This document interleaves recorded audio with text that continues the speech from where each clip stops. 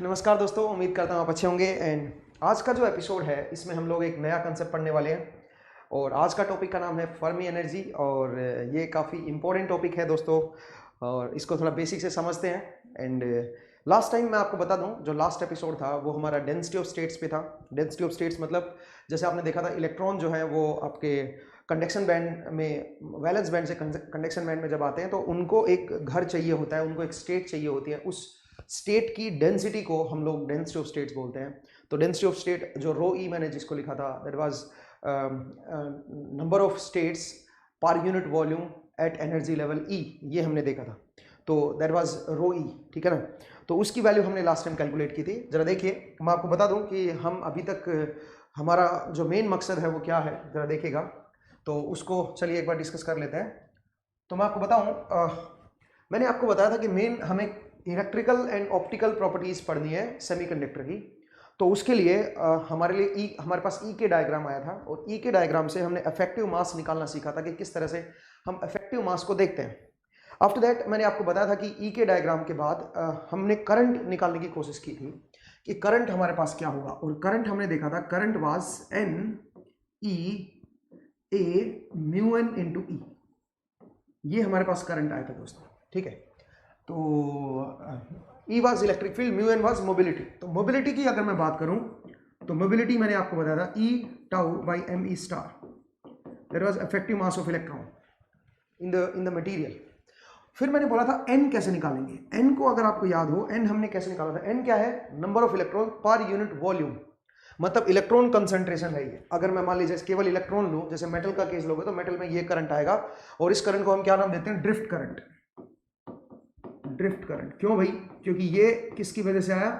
Due to electric field. Electric field मतलब आप बोल सकते हो this is due to potential gradient. Potential gradient की वजह से ये करंट आया, तो इसलिए इसको मैं ड्रिफ्ट करंट का नाम दे रहा हूं। तो हमने बोला म्यू एन जो है वो इसके बराबर आएगा। और एन जो था, एन क्या था? Electron per unit volume. इसको हम कैसे निकालेंगे? There was N E D E integration from zero to infinity, आप ये बोल सकते हो, ठीक है। ये क्या था बताओ जरा, एन ई क्या था? एन ई, या फिर अगर मान लीजिए मैं कंडक्शन बैंड में हूं तो यहाँ पे मुझे ई सी से करना पड़ेगा, जीरो नहीं। यहाँ पे फिर कहां से करेंगे बताइए? ई सी टू इन्फिनिटी करेंगे, कंडक्शन बैंड से इन्फिनिटी तक ये करेंगे हम लोग। अब ये एन ई क्या था अगर आपको याद हो? N E was density of electrons per unit volume at, या डेंसिटी बोल दिया तो पर यूनिट वॉल्यूम बोलने की जरूरत नहीं है। Number of electron per unit volume at energy level E, ये था। ई लेवल पे कितने इलेक्ट्रॉन अवेलेबल हैं, क्या डेंसिटी है, वो है हमारे पास ये। तो डीई में इंटू डी कर दो और फिर इसको इंटीग्रेट कर दोगे तो एनर्जी, ये हमारे पास इलेक्ट्रॉन की कंसंट्रेशन आ जाएगी पर यूनिट वॉल्यूम, ठीक है। अब जो एन ई होता है उसको हमने देखा last time, that was rho E into F E. This rho E was density of states. Density of states मतलब जो states अवेलेबल हैं कंडक्शन बैंड में। अगर आप E के डायग्राम देखें तो E के डायग्राम से मैं बोल सकता हूं दिस इज K एंड ये मेरे पास एनर्जी E है और ये कुछ इस तरह, ये मेरे पास कंडक्शन बैंड है, ये मेरे पास वैलेंस बैंड है। तो यहां पे जो स्टेट्स अवेलेबल हैं उनकी जो डेंसिटी है वो है रो ई। और एफ ई क्या है? F E is probability of occupation. Probability of occupation, probability of occupation. इसका मतलब ये हुआ कि जो अवेलेबल स्टेट है उनमें उसकी प्रोबेबिलिटी क्या है ऑक्यूपाई होने की, ठीक है। तो उससे अगर मैं मल्टीप्लाई कर दूंगा जो टोटल स्टेट्स है इनटू दैट प्रोबेबिलिटी, मल्टीप्लाई कर दोगे तो आपके पास क्या आ जाएंगे? कितने electrons per unit volume at energy level E है, वो चीज मुझे पता चल जाएगी। अब लास्ट टाइम हमने इसको कैलकुलेट किया था रो ई, और दैट वाज, अगर मैं कंडक्शन बैंड की बात करूं तो कंडक्शन बैंड में इलेक्ट्रॉन्स आपके लाई करेंगे, तो that was 1/2 pi square into, बोलिए क्या आया था हमारे पास? ये आया था 2 mc अपॉन h क्रॉस का स्क्वायर की पावर 3/2 E माइनस ई सी की power half, something like that. कुछ इस तरह का हमारे पास, आई थिंक लास्ट टाइम हमारे पास ये एक्सप्रेशन बना था रो ई का, ठीक है। ये था density of states in conduction band. ऐसे वैलेंस बैंड में अगर मैं देखूं ऐसे वैलेंस बैंड में अगर मैं डेंसिटी ऑफ स्टेट्स देखूं तो वैलेंस बैंड में क्या लाई करेंगे, होल। वैलेंस बैंड में आपके होल लाई करेंगे, that will be equal to 1/2 pi square, 1/2 pi square into बताइए 2mv by H cross square power 3/2 और यहां पे बनेगा ev minus E power half. ठीक है, इस तरह का बना था। और इसको जब हमने लास्ट टाइम प्लॉट किया था तो जब मैं इसको प्लॉट करूंगा तो मैं बोल सकता हूं ये मेरे पास एनर्जी है E and this is density of state. तो एक इस तरह का बना था और एक आपका कुछ इस तरह का आएगा। दिस वाज रो सी, मतलब density of state in conduction band and ये था rho V E, density of state in valence band. This was E C, this was E B. अब सुनिए, ये तो हमारे पास आ गया, ये हमारे पास डेंसिटी ऑफ स्टेट हमने निकाला था। अब दूसरा क्या निकालना है मुझे, अल्टीमेटली तो मुझे ये देखना है और उससे मेरे पास ये आएगा और यहां से फिर मैं क्या निकालूंगा, करंट निकालूंगा। तो मेरा मेन मोटिव समझिए कि मैं इलेक्ट्रिकल प्रॉपर्टीज देखना चाहता हूं दोस्तों। तो अब मेरा नेक्स्ट स्टेप है ये, this is known as probability of occupation. This is a function of Fermi energy EF। और इसको अगर आप लिखोगे तो मैं इसका डेरिवेशन आपको नहीं बता रहा हूं ये कैसे आया। जो FE है that will be equal to 1/1 plus e की power E minus EF upon KT। KT is thermal energy, EF is known as Fermi energy, so it is a function of Fermi energy. FE is a function of Fermi energy, function of EF, Fermi, EF is known as Fermi energy. अब ये Fermi energy क्या चीज है वो हम देखेंगे अभी। और KT की वैल्यू क्या होती है, K is Boltzmann constant and T is temperature. तो KT की वैल्यू जो बनेगी 0.0259 इलेक्ट्रॉन वोल्ट, अप्रोक्सीमेटली इतना कुछ बनेगा। ठीक है, तो आप अप्रोक्सीमेटली 26 मिली वोल्ट आप इसको, मिली इलेक्ट्रॉन वोल्ट आप इसको बोल सकते हो। तो खैर ये मेरा KT बनेगा। आप बोल्ट्जमैन कांस्टेंट और T की वैल्यू केल्विन में पुट करोगे तो इससे ये हमारे पास आ जाएगा। ठीक है ना, एट रूम टेम्परेचर, ये रूम टेम्परेचर पे है, ये ध्यान दें 300 केल्विन पे है, एट 300 केल्विन, एट 300 केल्विन। ठीक है ना, हाँ जी। तो मैंने आपको बताया कि जो फर्मी एनर्जी है that is probability of occupation जो है वो ये है। अब अगर मेरे पास प्रोबेबिलिटी ऑफ ऑक्यूपेशन आ गया तो फिर मैं NE निकाल सकता हूं। ध्यान दीजिए मैंने इसका डेरिवेशन नहीं करा है, मैं इसको डायरेक्ट यूज कर रहा हूं। तो पहला एक फॉर्मूला है जिसको मैं डायरेक्ट यूज कर रहा हूं, दैट वाज FE। ठीक है, प्रोबेबिलिटी ऑफ ऑक्यूपेशन। अब अगर मैं इसको प्लॉट करके दिखाऊं आपको एनर्जी के साथ, तो जरा इसके ऊपर थोड़ा और डिस्कस करते हैं। जरा देखिए दोस्तों, it's a strong function of temperature, पहली बात तो ठीक है, टेम्परेचर से ये वेरी करेगा, लेकिन वो चीज आगे देखेंगे कैसे वेरी करेगा। बट फिलहाल के लिए अगर मैं एनर्जी को अगर मैं प्लॉट करके दिखाऊं आपको, इसको FE को प्लॉट करूं, FE वर्सेस एनर्जी E, अगर आप इसको प्लॉट करके देखो तो ये कैसा बनेगा, ये जरा देखते हैं। देखिए दोस्तों, अगर मैं FE की वैल्यू सोचिए, अगर मैं E के साथ प्लॉट करूं तो E is equal to EF पे, E is equal to EF पे इसकी जो वैल्यू आएगी वो हाफ आ जाएगी। FE की जो वैल्यू आएगी that will be half, that will be half, E is equal to EF पे। और E की वैल्यू अगर इनफाइनाइट ले लूं मैं, सोचिए, या हाँ E की वैल्यू अगर आप इनफाइनाइट ले लोगे तो क्या बन जाएगा ये, E की पावर इनफाइनाइट, E की पावर इनफाइनाइट, E की स्मॉल e की वैल्यू अगर मैं इनफाइनाइट ले लूं तो ये क्या बन जाएगा, E की पावर इनफाइनाइट, तो इनफाइनाइट ही बन जाएगा और 1/इनफाइनाइट इज 0। इसका मतलब E की वैल्यू अगर आप इनफाइनाइट लोगे तो FE की वैल्यू 0 आएगी, यहां पे हाफ आ जाएगी। E इक्वल टू EF पे FE की वैल्यू हाफ आ जाएगी। और E की वैल्यू अगर आप माइनस इनफाइनाइट करोगे, दिस इज माइनस इनफाइनाइट, नीचे की तरफ अगर आप जाओगे तो ये किसको अप्रोच करेगा, E की वैल्यू माइनस इनफाइनाइट करोगे तो ये 0 बन जाएगा और 1/1 इज 1, तो इसका मतलब 1 को अप्रोच करेगा। दोस्तों ध्यान दीजिएगा किस तरह का मेरे पास ये बनेगा। ठीक है, तो जो ग्राफ बनेगा वो कुछ इस तरह का बनेगा। ठीक है भाई, ये मेरे पास यहां पे हाफ वैल्यू आएगी E को अगर मैं वेरी करूं तो। अच्छा, ये कोई टेम्परेचर मैंने लिया है T ग्रेटर देन 0, कोई टेम्परेचर मेरा ग्रेटर देन 0 पे, मैंने 0 केल्विन पे मैं देख रहा था।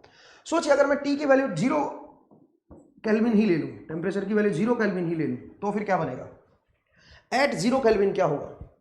अगर मैं 0 केल्विन पुट करूंगा तो जरा देखिए ये जो एक्सप्रेशन है E की power E minus EF upon KT, इसको जरा देखिए ध्यान से।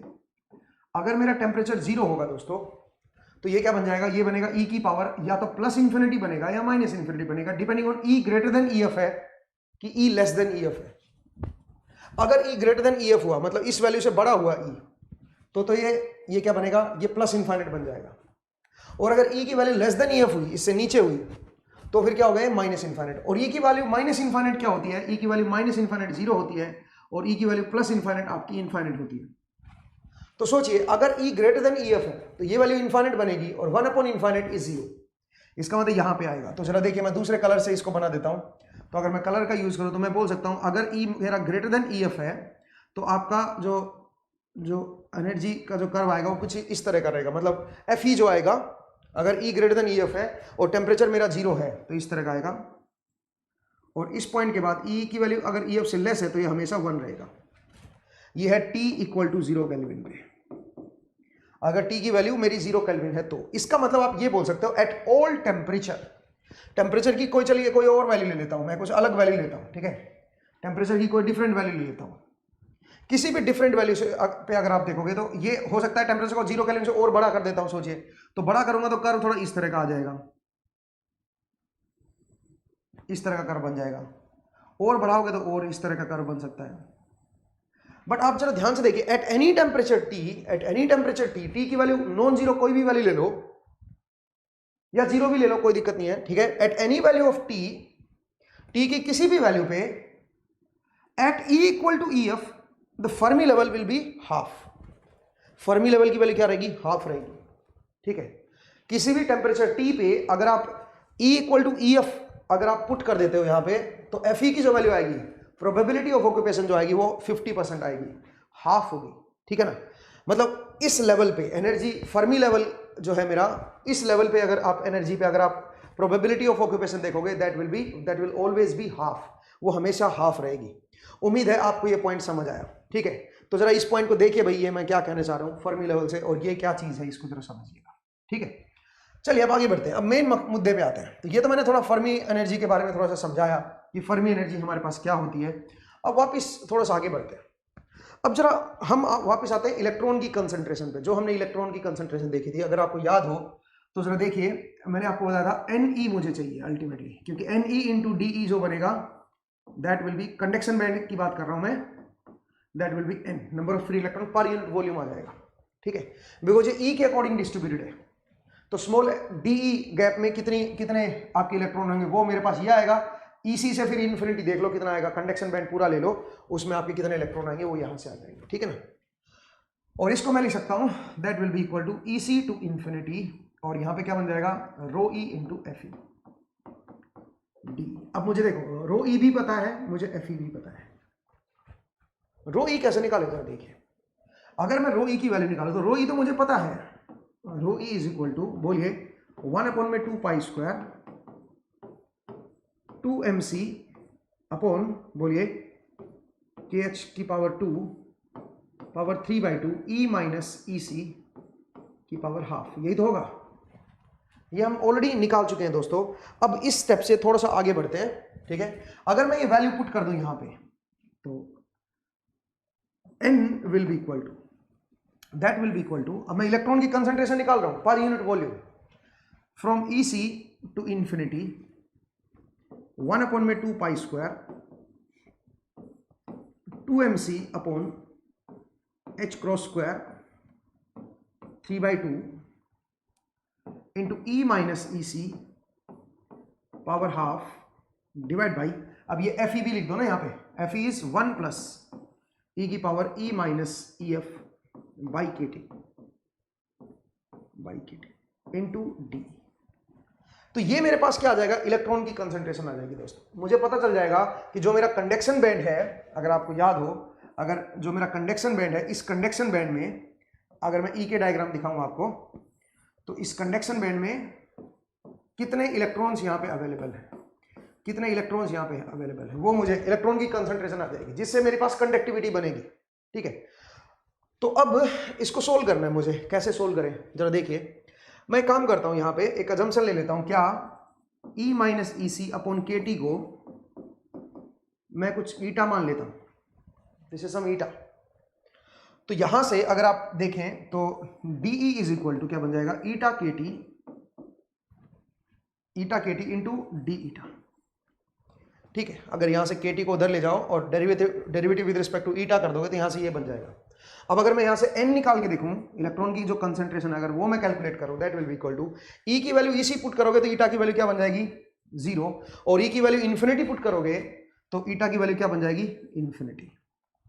एंड 1/2 पाई स्क्वायर और ये क्या बन जाएगा 2mc upon h cross square की पावर 3/2। ये तो कांस्टेंट है, इसको तो अलग ही कर लो, ठीक है। E माइनस ई सी, इसको मैं क्या लिख सकता हूं, इसको लिख सकता हूं ईटा के टी की पावर हाफ,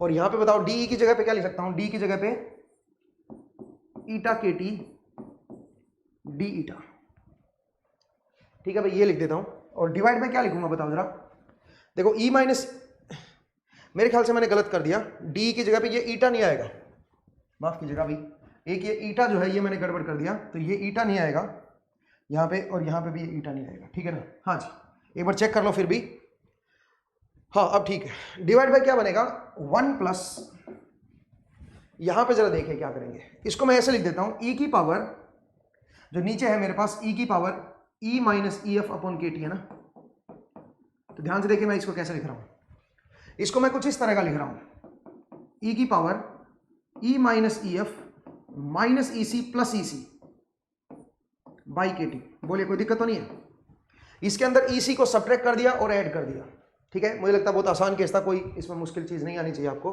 अब जरा देखिए इसको अगर मैं फर्दर आगे चलूं तो मैं इसको लिख सकता हूं ई की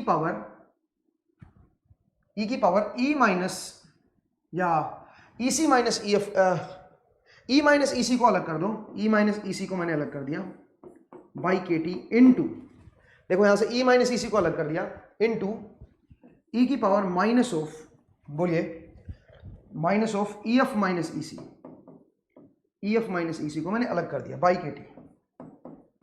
बोलिए दोस्तों एक बार देख लीजिए, तो ये जो था ई minus E F by K T, इसको मैंने अलग अलग कर दिया ऐसे, इसमें से ई सी सब्ट्रैक्ट कर दिया, ई सी मैंने ऐड कर दिया, और फिर जो ये एक तो ई माइनस ई सी अपॉन के टी, एक तो ये लिख दिया और एक ये अलग से ये लिख दिया।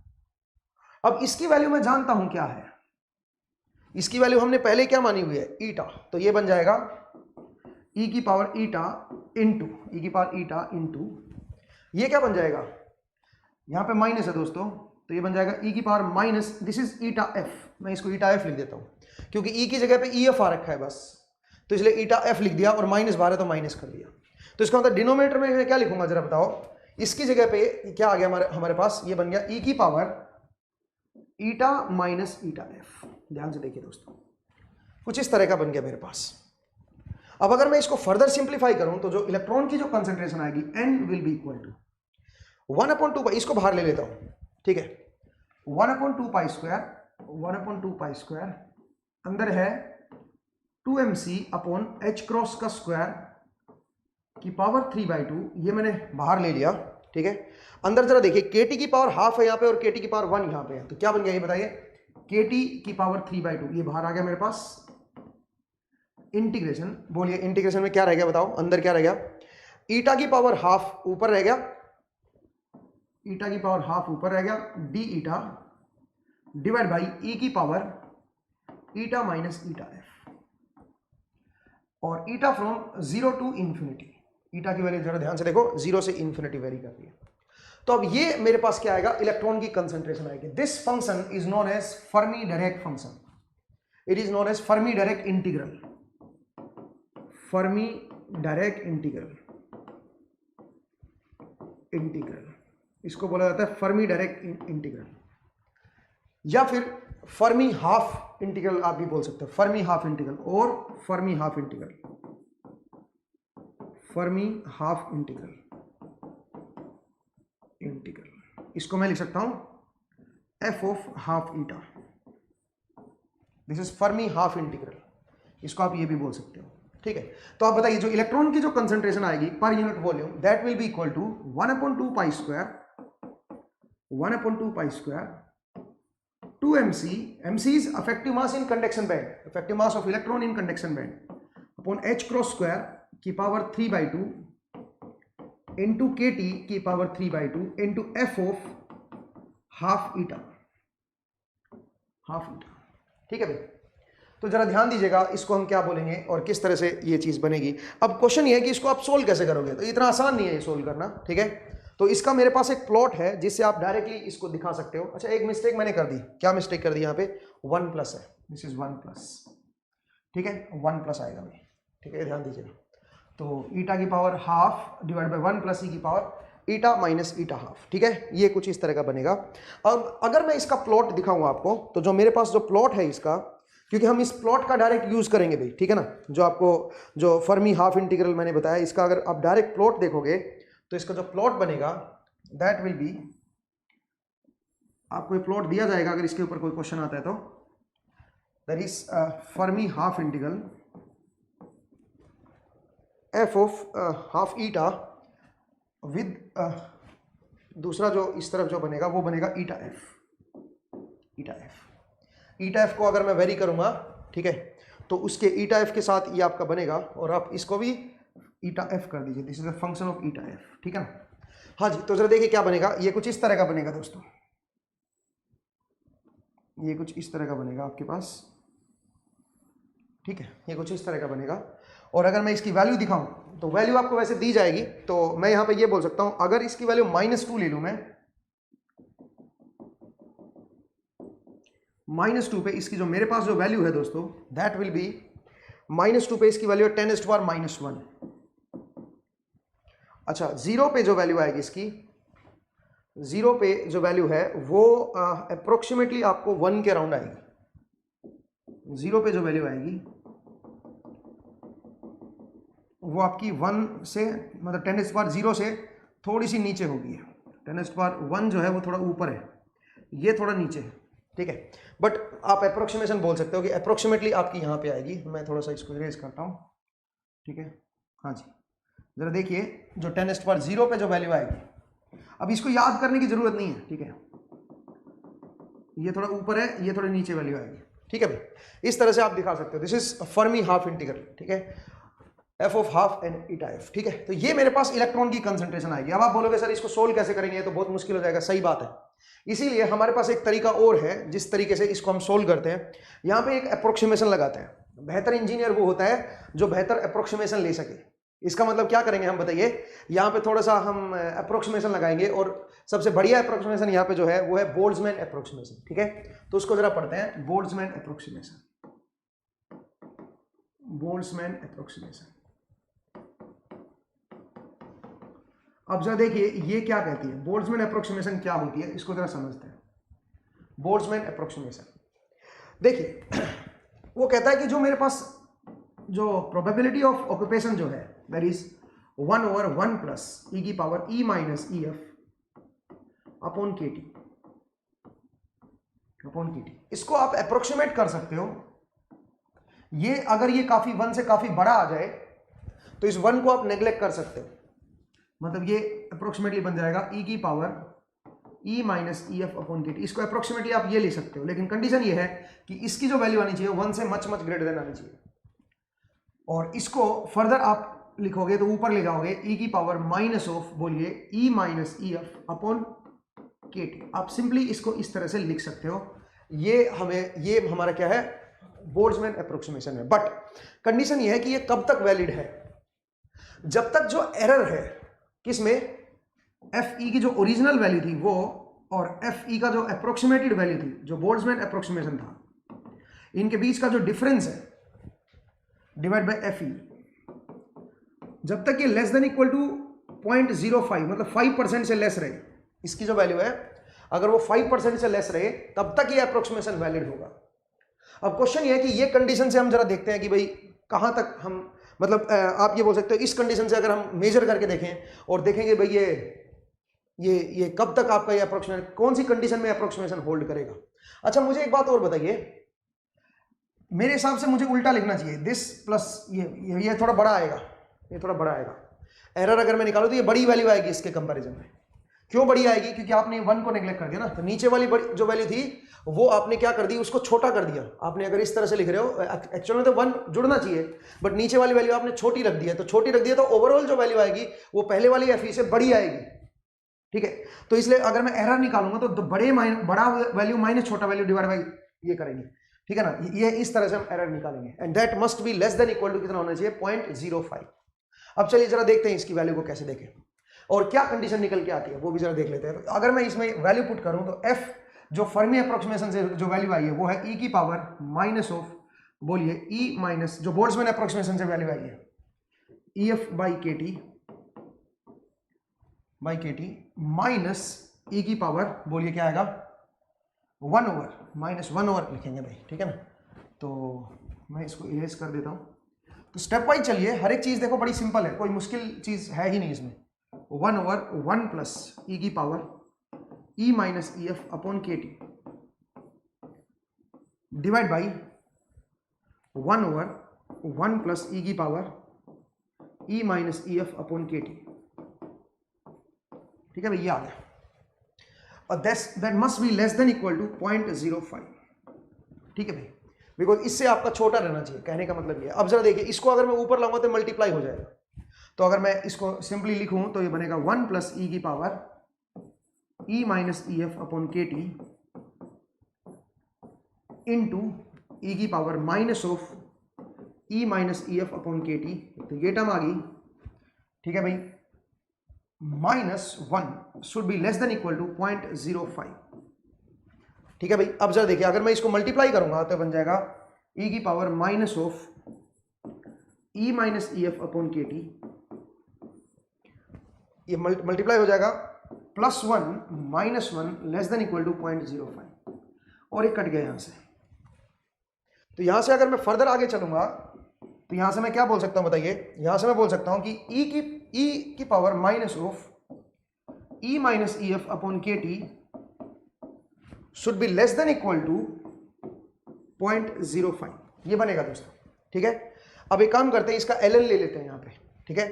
तो अगर मैं एल लूंगा तो क्या बन जाएगा, minus of E minus E F upon K T should be less than equal to ln 0.05, ठीक बात है।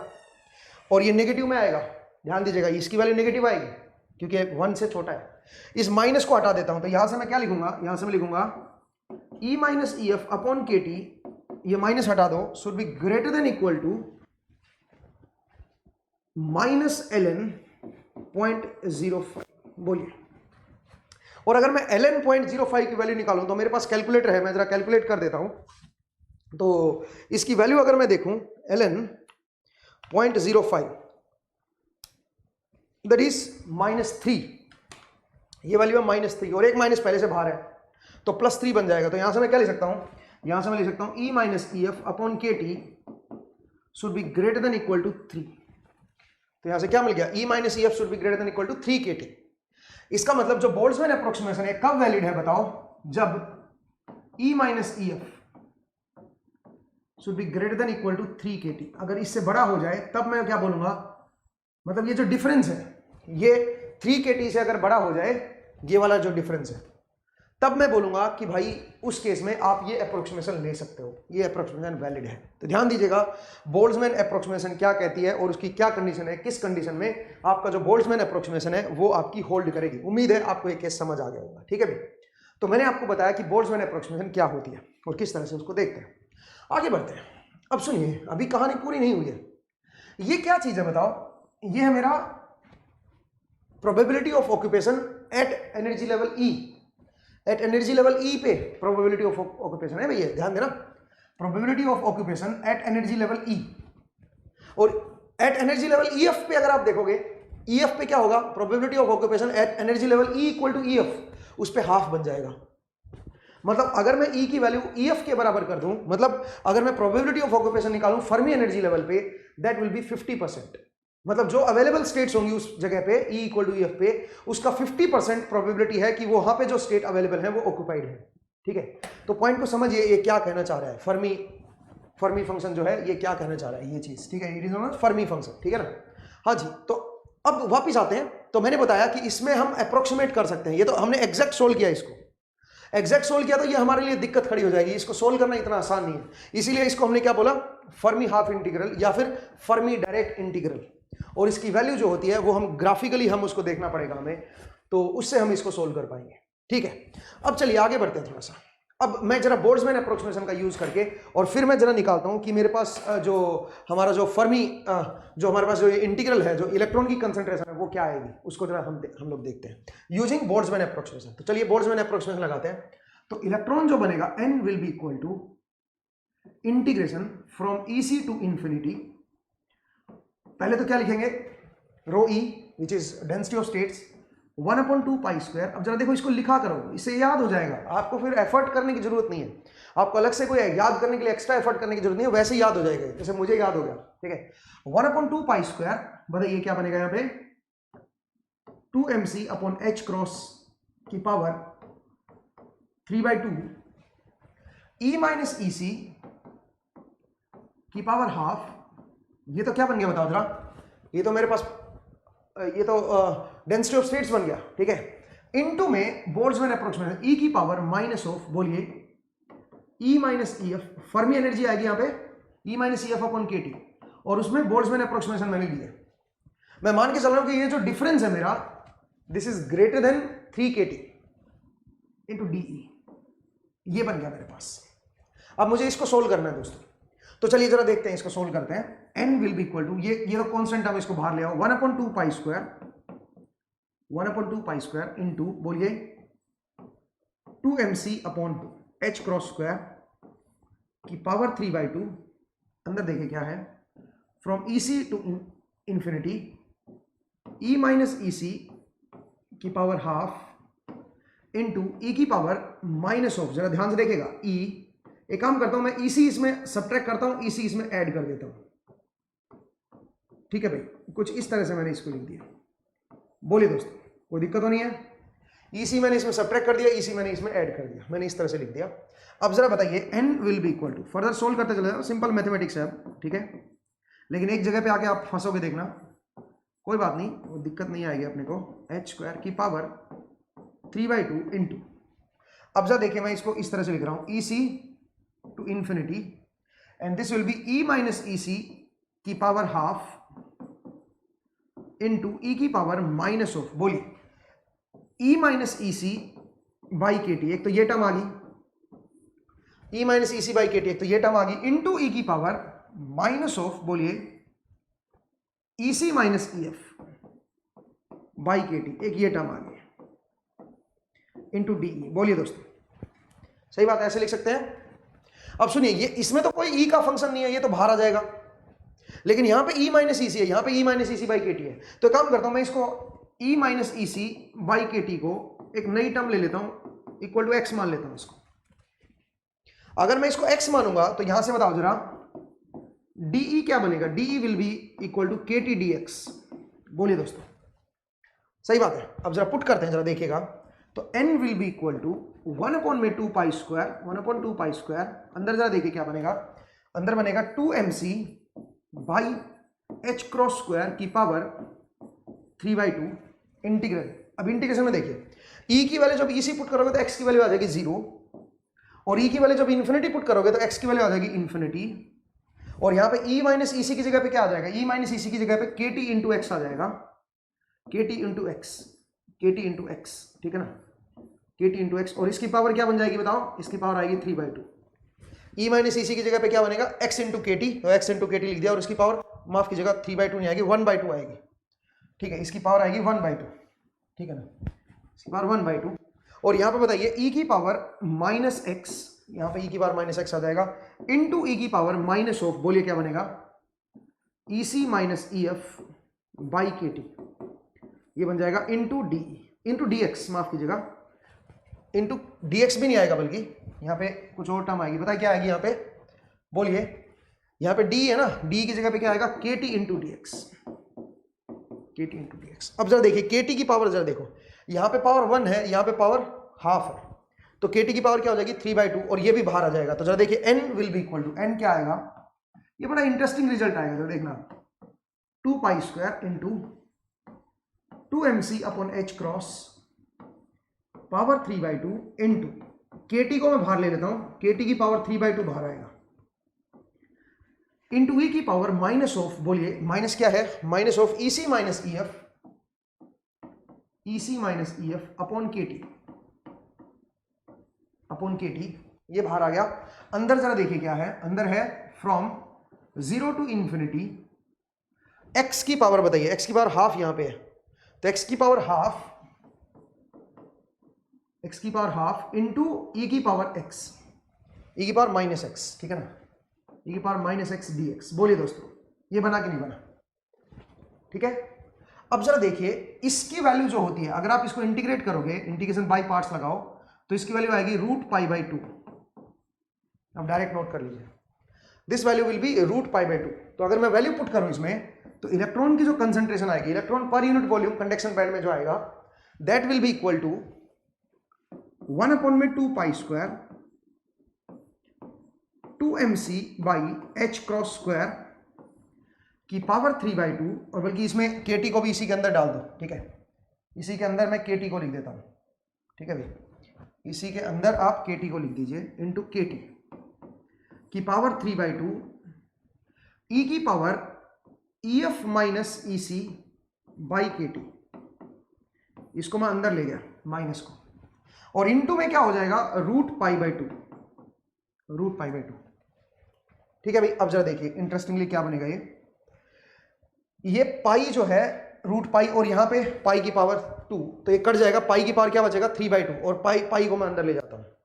तो जरा देखिए दोस्तों 2mc/kT की पावर h² और पाई आ जाएगा यहाँ पे, पाई की पावर 2 यहाँ पे और पाई की पावर हाफ यहाँ पे, कट जाएगा, पावर की पाई की पावर 3π/2 आएगी, और वो अंदर ले गया मैं इसको, ठीक है। और यहाँ पे है 3/2, और ये जो 2 है और ये जो 2 है ये 1/4 हो जाएगा। अभी देखिएगा थोड़ा सा आगे चलते हैं, अभी थोड़ा और सिंप्लीफाई करेंगे इसको, EF माइनस EC/kT, ये बन गया दोस्तों, ठीक है भाई। ये मेरे पास इलेक्ट्रॉन की कंसंट्रेशन आएगी, ये मेरे पास इलेक्ट्रॉन कंसंट्रेशन आएगी इन कंडक्शन बैंड, ठीक है, कंडक्शन बैंड में इलेक्ट्रॉन इतने आएंगे। अब एक काम करता हूं, जरा ध्यान से देखिए, सोचिए अगर मैं इसको 2 से ऊपर नीचे मल्टीप्लाई कर दूं, तो ऊपर तो बन जाएगा 4, यहां पे ऊपर नीचे 2 से मल्टीप्लाई कर रहा हूं, यहां पे 4 आ जाएगा, यहां पे 2 आ जाएगा, और 4 को लिख सकते हो 2 की पावर 2, और वो जो पावर 2 है और नीचे 2 है कट जाएगा, तो 2 की पावर 3 बाहर आ जाएगा। तो जरा देखिए n will be equal to 2 की पावर 3 बाहर आ गया, अंदर आ गया 4, और अंदर क्या बना बताओ, ये 4 मेरे पास बाहर आ गया, mc/kT/2h² पाई, ऊपर वाला 4 मैंने बाहर ले लिया, की पावर 3/2 e की पावर EF माइनस EC/kT, कुछ इस तरह का एक्सप्रेशन बन जाएगा दोस्तों। एंड ये 4 और ये 8 है, तो कट जाएगा, n की वैल्यू 2 आ जाएगी, तो n की वैल्यू क्या बनेगी बताओ जरा, n will be equal to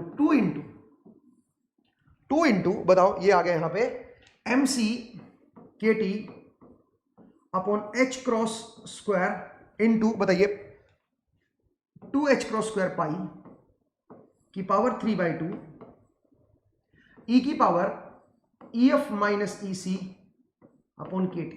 मजे आ गए भाई। इसको हम एक नया नाम दे रहे हैं, NC, माफ कीजिएगा, कंडक्शन बैंड में effective density of states, it is known as effective density of states, effective density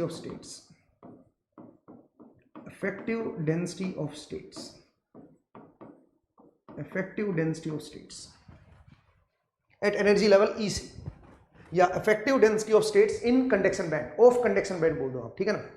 तो आप बताइए n की वैल्यू क्या बनेगी, n will be equal to NC e की power EF minus EC/kT, this will be equal to concentration of electron.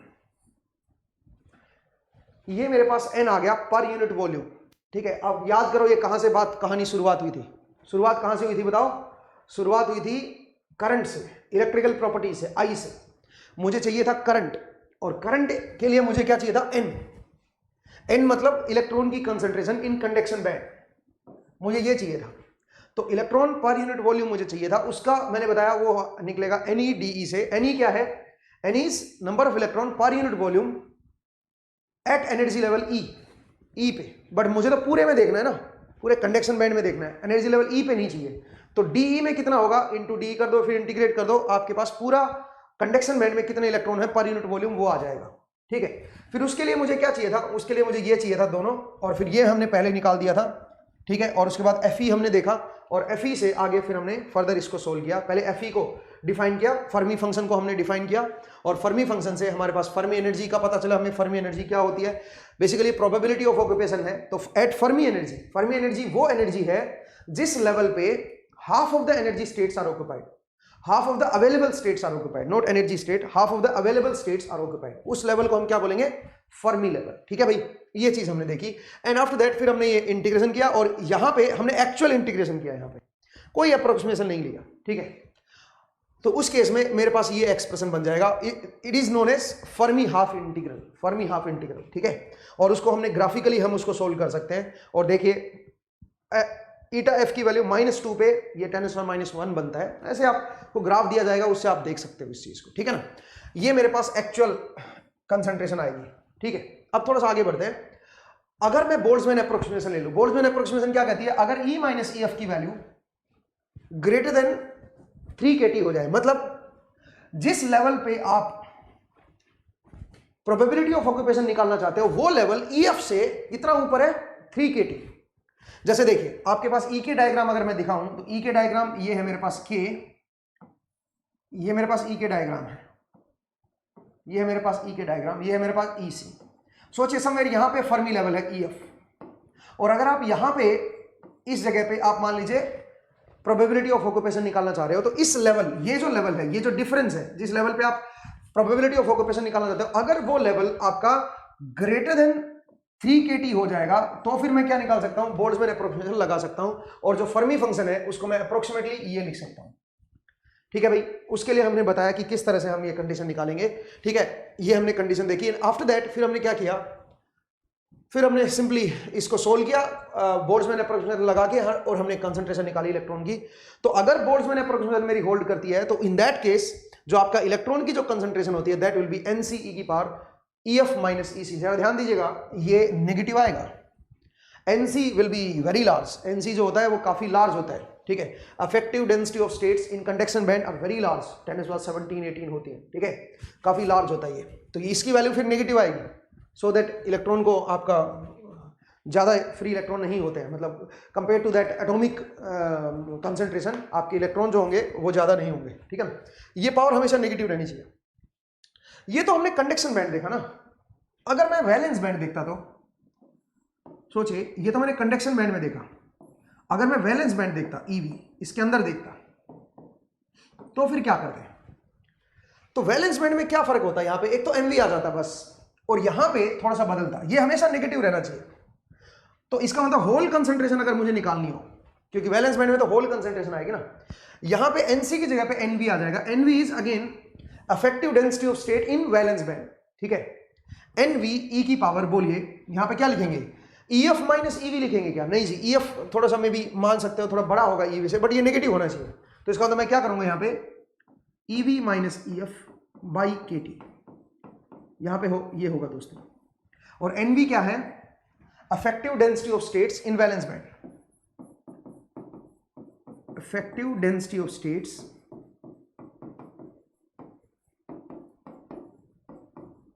In valence band, ठीक है भाई। तो इस तरह से मेरे पास इलेक्ट्रॉन और होल की कंसंट्रेशन आ जाएगी। उम्मीद है आपको ये जो किस्सा था ये समझ आया, और ये सारे जो एक्सप्रेशन था ये आपको समझ आया।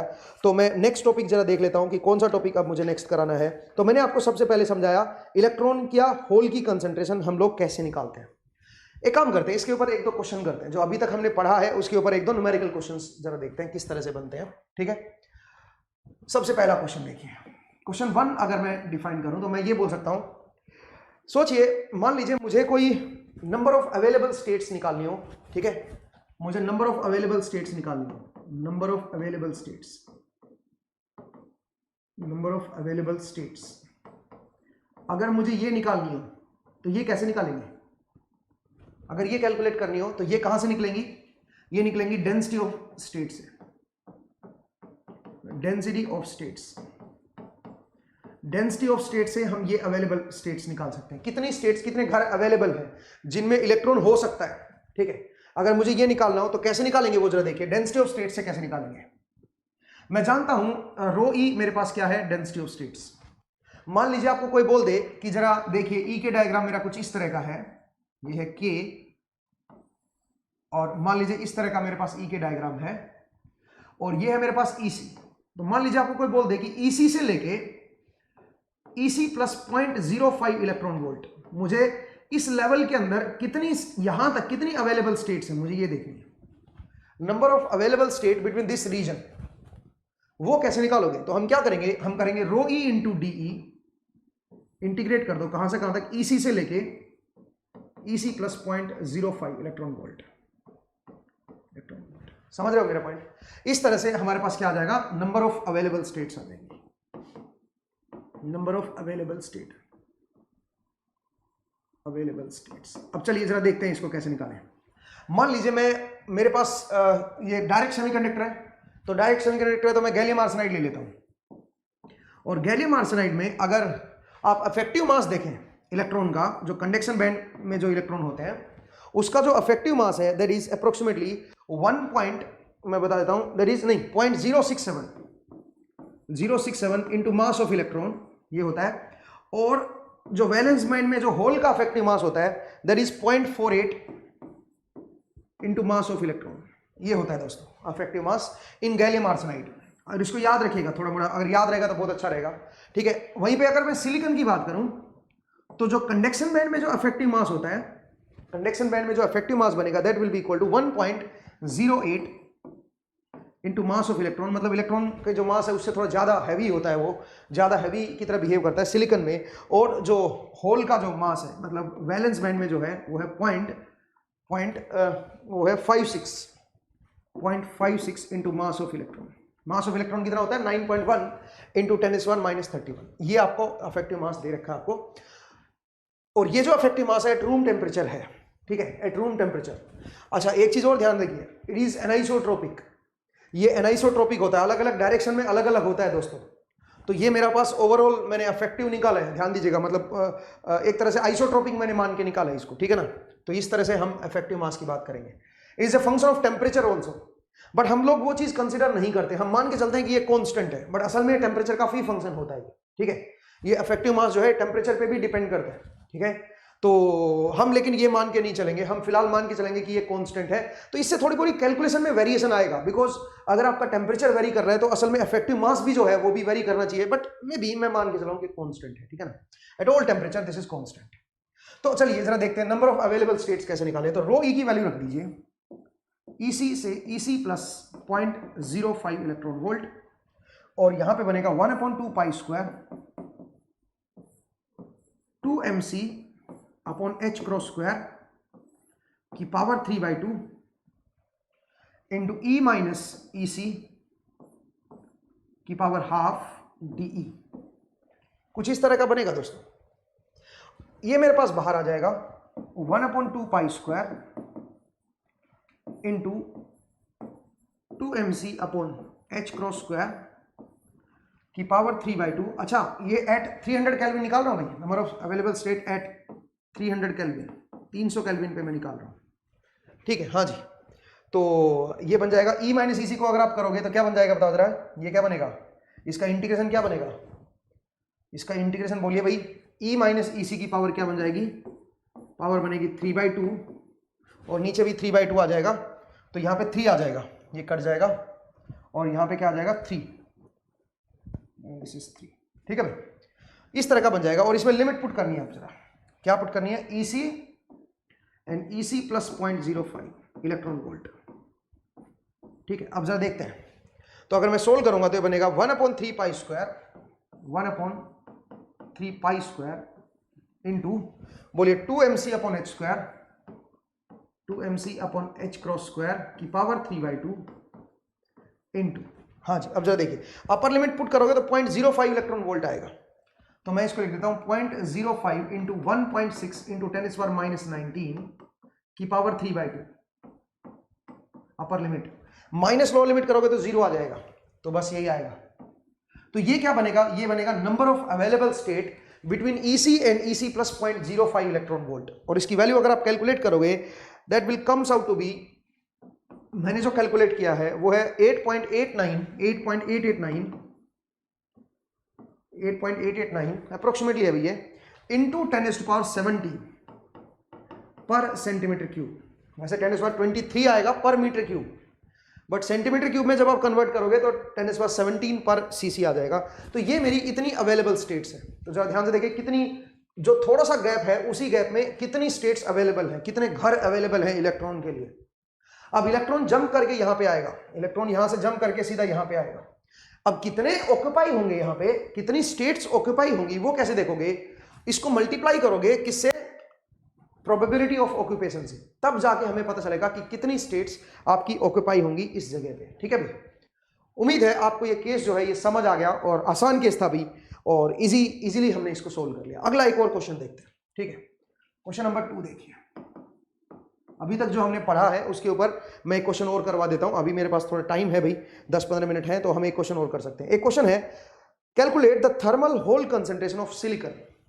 आपको होल कंसंट्रेशन बतानी है क्या होगी सिलिकॉन की एट 400 केल्विन। 400 केल्विन पे होल कंसंट्रेशन बतानी है सिलिकॉन की क्या होगी। ठीक है, अब ये कैसे निकालेंगे, मुझे लगता है बहुत आसान है ये। तो होल कंसंट्रेशन अभी अभी हमने निकाला, NV ई की पावर, बोलिए यहां पे नेगेटिव आना चाहिए, तो यहां पे क्या आएगा, होल है तो EV का यूज होगा और एक फर्मी लेवल का यूज होगा। ठीक है, तो हम क्या करेंगे, अच्छा इसमें फर्मी लेवल दे रखा आपको, the Fermi level is 0.27 above the valence band energy. Fermi level जो है EF is 0.27 electron volt above the valence band, above EV, above EV से इतना ऊपर है ये। ठीक है, हाँ तो जरा बताइए अब ये बन जाएगा NV।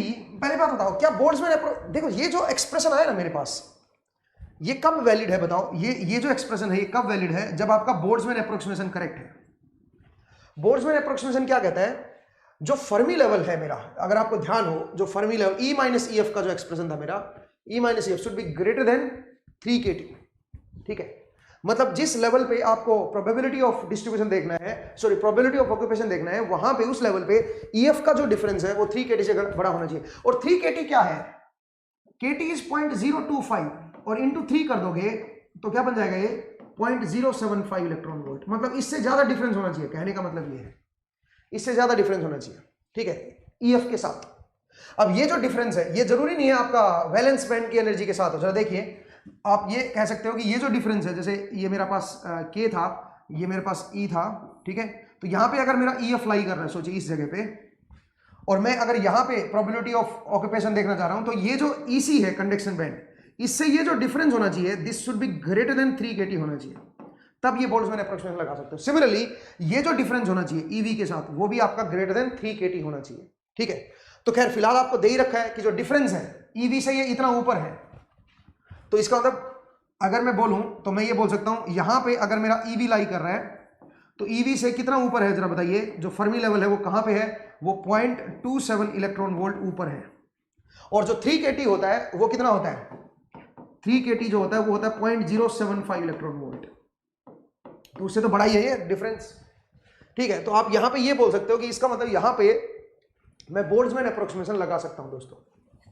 तो इन दैट केस ये जो होल कंसंट्रेशन आएगी वो बनेगी NV E की पावर, बोलिए EV माइनस EF, नेगेटिव आना चाहिए ध्यान देना, अपॉन KT। EF ऊपर रहेगा EV से, EF आपका ऊपर है अंडर इक्विलिब्रियम। EF जो होता है और EF जो होगा फर्मी लेवल, वो EC और EV के समवेयर बीच में कहीं पे होगा, कहीं पे भी हो सकता है, ऊपर नीचे कहीं पे भी हो सकता है, वो मैं आपको बताऊंगा कहां पे होगा। ठीक है, तो इस तरह का मेरे पास ये एक्सप्रेशन बनेगा दोस्तों। अब NV क्या होता है, NV की अगर मैं बात करूं तो NV जरा देखिए, यहां से निकलेगा NV जो अभी अभी हमने डिराइव करवाया। ठीक है, तो उसको अगर मैं लिखूं तो क्या लिखूंगा, NV equal to 2 times of, बोलिए क्या था, 2 टाइम्स ऑफ, यहां पे आएगा MV KT अपॉन 2 पाई H क्रॉस स्क्वायर की पावर 3/2 की पावर 3/2। इस तरह से हम क्या निकालेंगे, NV निकालेंगे। लेकिन ध्यान दीजिएगा ये टेम्परेचर का फंक्शन है, तो मैं, अच्छा NV भी दे रखा है इसका एट 300 केल्विन, NV आपको दे रखा है एट 300 केल्विन, 300 केल्विन। पहले 300 केल्विन निकाल लेते हैं NV, क्योंकि हमें सब कुछ पता है, तो 300 केल्विन पे क्यों ना NV निकाल लिया जाए। उसके बाद 400 केल्विन पे भी NV आ जाएगा। कैसे आएगा जरा देखते हैं। पहले 300 पे निकालते हैं, चलिए।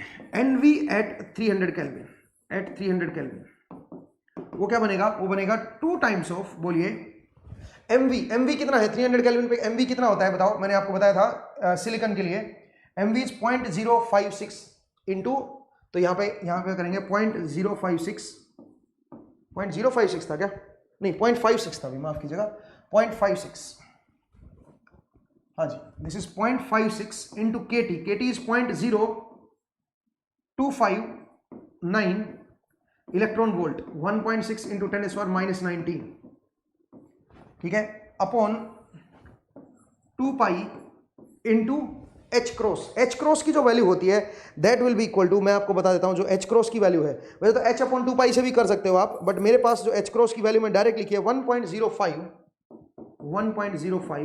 इंटू 10⁻⁻34 और इसकी पावर 2 आ जाएगी, ठीक है, ये आएगा, और पावर 3/2, ये मेरे पास क्या आएगा, NV आ जाएगा 300 केल्विन पे। अब अगर मुझे NV निकालना हो एट 400 केल्विन तो मैं डायरेक्टली इसी वैल्यू से निकाल सकता हूं, कैसे, जो भी ये NV मेरे पास आया है एट 300 केल्विन, इसको डिवाइड कर दो किससे, 300 की पावर 3/2 से, और फिर मल्टीप्लाई कर दो 400 की पावर 3/2। क्यों भाई, क्योंकि NV is proportional to temperature की पावर 3/2, इसके प्रोपोर्शनल है। तो एक काम करते हैं, पहले जो 300 केल्विन है वो हटा देते हैं, तो NV एट 300 केल्विन जो भी आएगा, ये 300 केल्विन है, इसको मैं अलग से यहाँ पे 300 केल्विन मत लिखो बेशक, इससे कंफ्यूज मत हो भाई, जो 300 केल्विन पे जो NV आया है वो लिख लो, उसको पहले 300 केल्विन वाला फैक्टर हटाओ उसमें, और फिर 400 केल्विन वाला इसमें इंट्रोड्यूस कर दो, इस तरह से आप जो NV एट 400 केल्विन है वो निकाल सकते हैं, ठीक है। तो पहले तो ये देखना पड़ेगा 300 केल्विन पे NV कितना है, अफेक्टिव डेंसिटी ऑफ स्टेट्स जो आएगी वैलेंस बैंड में वो कितनी आएगी एट 300 केल्विन। तो मेरे पास जो ये 300 केल्विन पे जो वैल्यू आई है that will be equal to 1.04 approximately इतनी आनी चाहिए मेरे हिसाब से, आप जरा निकाल के देख लेना, ठीक है, पर सीसी इतना मेरे ख्याल से अप्रोक्सीमेट बनना चाहिए, वैसे आप कैलकुलेट कर लेना, हो सकता है कैलकुलेशन गलत हो, तो फिर ये कैलकुलेशन फिर बहुत आसान हो जाएगी मेरे लिए, ठीक है।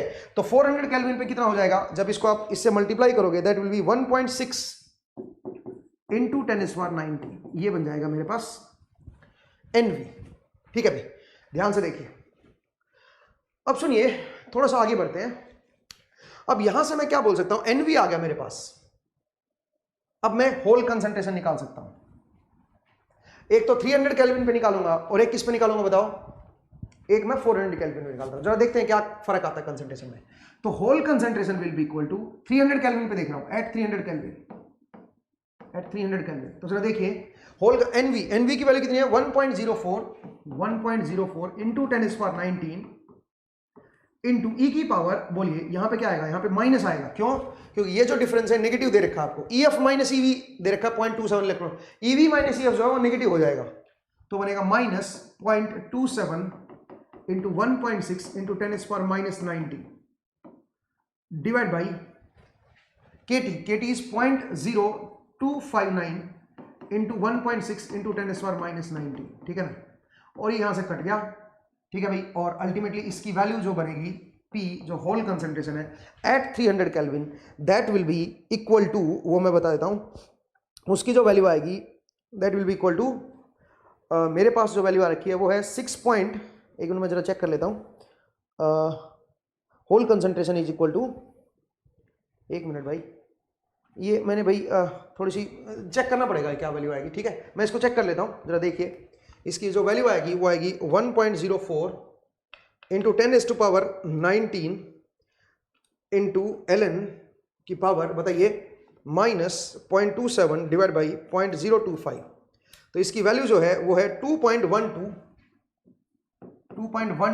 इंटू 10⁻14, ठीक है भाई, ये मेरे पास कंसंट्रेशन आ गई है, और ये क्या है, ये है पर मीटर क्यूब, पर सीसी अगर मुझे निकालना है 10⁻6 से और कर दो तो ये बन जाएगा इसी चीज को, ये तो पर मीटर क्यूब है भाई, इसी को मैं बोल सकता हूं 2.12 इंटू 10⁸ पर सीसी, ये मेरे पास होल कंसंट्रेशन है, बट ये तो 300 केल्विन पे है, एट 400 केल्विन पे अगर मुझे देखना हो 400 केल्विन पे, तो 400 केल्विन पे जो होल कंसंट्रेशन आ गई, पहले तो ये बताओ एनवी बदल गया, एनवी कितना आएगा 1.6 इंटू 10⁻19, 1.6 इंटू 10⁻19 और अंदर क्या बनेगा ई की पावर माइनस ऑफ, ये डिफरेंस मैं उतना ही कर रहा हूं। मैं मान के चल रहा हूं कि फर्मी लेवल जो है वो टेम्परेचर के साथ थोड़ा बहुत हालांकि चेंज होता है वैसे तो, बट मैं मान के चला हूं कि ये कांस्टेंट है, ठीक है, ये जो गैप है ये मेरा कांस्टेंट है, ठीक है। तो मान लीजिए मैं इसको कांस्टेंट मान लूं तो ये 0.27 डिवाइड बाय 0.0259 ये नहीं आएगा भाई यहाँ पे, ये तो 300 केल्विन पे होता है, 400 पे क्या बनेगा बताओ जरा, इसको पहले 300 से डिवाइड कर दो और फिर 400 से गुना कर दो, ठीक है भाई, इस तरह का बनेगा और इसकी जो वैल्यू आएगी that will be equal to, तो वो मैं आपको लिख देता हूं, इसकी जो वैल्यू बनेगी तो वो जरा देखिए 1.6 इंटू 10⁻19 इंटू ln ई की पावर कितना आएगा बताओ जरा, 0.27 और ये कट जाएगा, ये 3 ऊपर आ जाएगा इंटू 3 डिवाइड बाई 0.0259 इंटू 4, इसकी जो वैल्यू आएगी दोस्तों that will be equal to 6.435 into 10⁻15 into 10⁻15 ये बनेगा। अब सुनिए इसको मैं फर्दर, ये तो पर मीटर क्यूब है, इसको पर सेंटीमीटर क्यूब लिखोगे तो 6.4 इंटू 10⁻, कितना बन जाएगा 9 पर सीसी, ये मेरे पास होल कंसंट्रेशन आ जाएगी दोस्तों। तो इसको आप नोट कर लीजिएगा, ये काफ़ी इंपॉर्टेंट है, ठीक है। इसको एक बार जरा नोट कर लीजिए भाई, एक मिनट जरा रुकिए, मैंने थोड़ी सी मिस्टेक ना कर दी हो इसमें, यहाँ पे एक छोटी सी मिस्टेक हो गई है, ये जो एनसी और एनवी मेरे पास आया है ये पर सीसी में आया है दोस्तों, ठीक है, ये पर सीसी है भाई, तो इसका मतलब जो एक्सप्रेशन आएगा मेरे पास यहाँ पे ये पर मीटर क्यूब नहीं आएगा, ये पर सीसी आएगा, ठीक है भाई, इसको थोड़ा ठीक कर लीजिएगा, ये मैंने गलत कर दिया है, ठीक है ना। तो यहाँ पे ये पर सीसी आएगा, माफ कीजिएगा, दिस इज पर सीसी और यहाँ पे भी पर सीसी बनेगा, ठीक है, नॉट पर मीटर क्यूब, क्योंकि जो एनसी और एनवी मैंने ले रखा था वो पर सीसी ले रखा था मैंने, ठीक है ना। तो दिस इज 10⁻15 पर सीसी, ठीक है, ये छोटी सी मेरे से मिस्टेक हो गई थी, क्योंकि आपने जो एनसी और एनवी लिया है वो पर सीसी लिया है, तो इसका मतलब ये भी पर सीसी आएंगे, ठीक है। तो सिंपल केस था और इस तरह से हम लोग कंसंट्रेशन निकालते हैं दोस्तों अपने इलेक्ट्रॉन और होल की, ठीक है। तो यहाँ पे फिलहाल मैंने होल कंसंट्रेशन आपको बताई कि होल कंसंट्रेशन हम लोग कैसे निकालेंगे, ठीक है। तो आगे बढ़ते हैं, नेक्स्ट जरा देखिएगा। तो इस तरह से हमने फर्मी लेवल को हमने देखा कि फर्मी लेवल हमारे पास क्या होता है। अब सुनिए मेरे पास, अगर मैं नेक्स्ट आपको बताऊं तो जो Fe जो हमारे पास था वो क्या था बताओ जरा, probability of occupation of electron in conduction band और hole band, in conduction band और valence band, this was probability of occupation, probability of occupation in occupation of electron in conduction band and valence band, किसी में भी आपको निकालनी हो तो Fe का देख लो, Fe की वैल्यू क्या है, ये जो है ये probability of occupation of electron मुझे बता देगी, इन कंडक्शन बैंड हो चाहे वैलेंस बैंड हो, दोनों में ये बताएगी। 1 माइनस Fe क्या बताएगा, 1 माइनस Fe क्या रिप्रेजेंट करेगा, it is the probability of unoccupation of electron in valence band. अगर आपको वैलेंस बैंड में देखना है तो probability of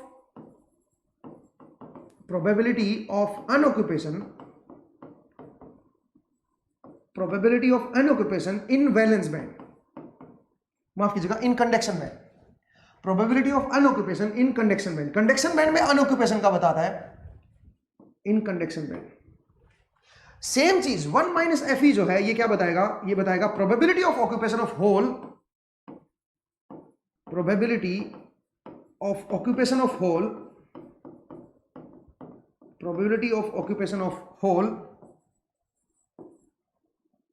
probability of occupation of holes in valence band. ध्यान से देखिए मैंने क्या लिखा है, Fe तो क्या बता रहा है, Fe हमें बता रहा है probability of occupation of electron इधर इन कंडक्शन बैंड और इन वैलेंस बैंड, दोनों में प्रोबेबिलिटी ऑफ ऑक्यूपेशन आपको बता देगा Fe, ठीक है। बट 1 माइनस Fe क्या होगा, 1 माइनस Fe को अगर आप वैलेंस बैंड में देख रहे हो तो क्या बता रहा है, ये बता रहा है probability of occupation of hole, और अगर कंडक्शन बैंड में देख रहे हो तो प्रोबेबिलिटी ऑफ अनऑक्यूपेशन ऑफ, मतलब अनऑक्यूपाइड स्टेट्स की प्रोबेबिलिटी बता रहा है, कितनी स्टेट्स अनऑक्यूपाइड है उसकी प्रोबेबिलिटी बता रहा है, अगर आप कंडक्शन बैंड में देख रहे हो तो। और अगर आप वैलेंस बैंड में देख रहे हो तो ऑक्यूपेशन ऑफ होल्स बता रहा है, ठीक है। तो अगर मुझे होल की कंसंट्रेशन निकालनी हो तो मैं एक तरीके से और भी लिख सकता हूं। होल कंसंट्रेशन अगर मुझे निकालनी हो तो होल कंसंट्रेशन को मैं एक दूसरे तरीके से भी सोल्व कर सकता हूं। कैसे? That will be equal to integration of, बताइए मैं कहां से कहां तक इंटीग्रेट करूंगा? From minus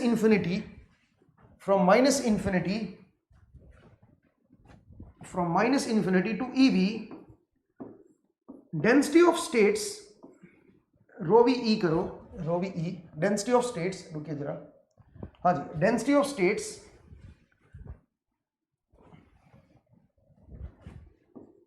in valence band into 1 minus F of E into D. This is the concentration of hole in valence band. तो ये जरा देखिए, ये है डेंसिटी ऑफ ऑक्यूपेशन, लेकिन किसमें? वैलेंस बैंड में, into probability of occupation of hole in valence band, ठीक है। तो उससे अगर मैं मल्टीप्लाई कर दूंगा और उसको इंटीग्रेट कर दूंगा माइनस इंफिनिटी से ईवी। क्यों भाई, क्यों माइनस इंफिनिटी से ईवी आप आ रहे हो? बिकॉज आप नीचे से और यहां तक देख रहे हो बस, ठीक है ना। तो पॉइंट को समझिए कि किस तरह से हम इसको सोल्व करेंगे होल कंसंट्रेशन को, ठीक है। तो आज का जो एपिसोड था दोस्तों, इसमें मैंने आपको इलेक्ट्रॉन और होल की कंसंट्रेशन समझाई कि इलेक्ट्रॉन और होल की कंसंट्रेशन हम कैसे देखते हैं और किस तरह से हमारे पास क्या फॉर्मूले निकल के आते हैं और कैसे हमारा एनसी और एनवी क्या होता है। ये सब इक्विलिब्रियम चल रहा है भाई, मैंने कुछ बाहर से अप्लाई नहीं किया है, केवल बाहर से टेम्परेचर अप्लाइड है, बाहर से मैं हीट दे रहा हूं बस। और जब भी आप बाहर से कोई थर्मल एप्लीकेशन रखते हो, मतलब हीट रखते हो बाहर से जब आप हीट अप्लाई करते हो, तो इन दैट केस आपकी जो सेमीकंडक्टर रहता है वो इक्विलिब्रियम में रहता है। लेकिन मैक्सिमम केसेस में हम जो सेमीकंडक्टर को यूज करते हैं वो अनइक्विलिब्रियम, मतलब इक्विलिब्रियम नहीं होना चाहिए, वो नॉन इक्विलिब्रियम जो होता है उसमें हम यूज करते हैं। अब वो नॉन इक्विलिब्रियम में कैसे यूज करेंगे वो हम आगे पढ़ेंगे, ठीक है, वो हम थोड़ा सा आगे देखेंगे, बट अभी इसके ऊपर बहुत कुछ डिस्कशन है, वो हम करेंगे। और उसके बाद एक एपिसोड में इसके क्वेश्चंस पे डिवोट करूंगा, सो दैट आपको ये फॉर्मूले जो है ये फटाफट याद हो जाए और ये जो एनसीएनवी का जो एक्सप्रेशन है वो भी आपको धीरे धीरे याद हो जाए, ठीक है दोस्तों। इनके लिए कुछ एक्स्ट्रा एफर्ट मत कीजिए, देखिए और भूल जाइए, बस ज्यादा से ज्यादा लिखने की कोशिश कीजिए, बस अपने आप याद हो जाएगा, ठीक है ना। तो आज का जो सेशन है दोस्तों उसमें हम इतना ही करेंगे। नेक्स्ट सेशन में आपसे फिर से मुलाकात होगी। तो एक छोटा सा इंपॉर्टेंट पॉइंट ये है कि बेल आइकन प्रेस कर दीजिएगा अगर आपको इस वीडियो से कुछ कंसेप्ट समझ आया हो, ठीक है। तो आप इसको लाइक जरूर कर दे वीडियो को, ठीक है। दूसरा, अपने दोस्तों के साथ शेयर कीजिए, बेल आइकन प्रेस कर दीजिएगा, ये इंपॉर्टेंट है। सब्सक्राइब का चैनल भी आप जो प्रेस उसको भी प्रेस कीजिए, सब्सक्राइब कर लीजिए चैनल को, दोस्तों के साथ शेयर कीजिए। ये हमारा QR कोड है, इसको आप स्कैन कर लीजिए, इससे आप हमारे मोबाइल ऐप पे पहुंच जाओगे, उसको इंस्टॉल कर लीजिएगा, वहां पे भी आप कोर्सेज को देख सकते हो। अगर ये स्कैन नहीं होता है तो CES लर्निंग अपने गूगल प्ले स्टोर में सर्च कीजिएगा, यहां से आप मोबाइल ऐप को इंस्टॉल कर सकते हो और आप कोर्सेज को देख सकते हो। ये हमारा नंबर है, 2 नंबर है, किसी भी एक नंबर पे व्हाट्सएप कॉल कर सकते हो, व्हाट्सएप मैसेज कर सकते हो, इवन सिंपल नॉर्मल कॉल कर सकते हो आप इन्फॉर्मेशन के लिए। ये हमारी वेबसाइट का एड्रेस है दोस्तों, cesedu.co.in, यहाँ पे भी आप विजिट कर सकते हो, कोर्सेज की जानकारी ले सकते हो यहाँ से, ठीक है ना। तो आज का जो सेशन है दोस्तों उसमें इतना ही। नेक्स्ट सेशन में आपसे फिर से मुलाकात होगी, अपना ख्याल रखिए, पढ़ते रहिए, मुस्कुराते रहिए, नेक्स्ट टाइम फिर से मिलेंगे। थैंक यू आपके इंटरेस्ट के लिए, थैंक यू आपने समय निकाला इस क्लास के लिए। नेक्स्ट टाइम में फिर से मुलाकात होगी, ठीक है दोस्तों, थैंक यू।